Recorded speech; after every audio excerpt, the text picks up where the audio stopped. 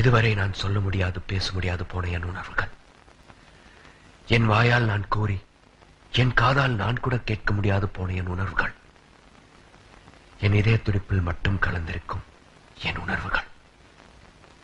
அன்றொரு நாள் அவளை சந்தித்தேன். அவள்தான் என் ஆண்மை சுண்டி இழுத்தவள். அவள் நிழலை கையில் வைத்துக் கொண்டு நிஜத்தை தேடி அலைந்தேன். அவளுக்கும் சேர்த்து நான் ஒருவன் மட்டுமே காதல் செய்து கொண்டிருந்தேன். ஒரு நாள் அவள் என் இல்லம் தேடி வந்தாள். வந்தவள் காண வந்தது என்னை அல்ல, அவள் காதலனாகிய என் தம்பியை.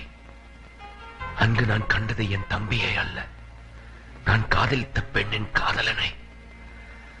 எனக்கு சொந்தமான அந்த உதடுகள் என்னிடம் கூறின, உங்கள் இருவரில் முதலில் நான் உன்னை சந்தித்திருந்தால் நான் உன்னைத்தான் காதலித்திருப்பேன் என்று.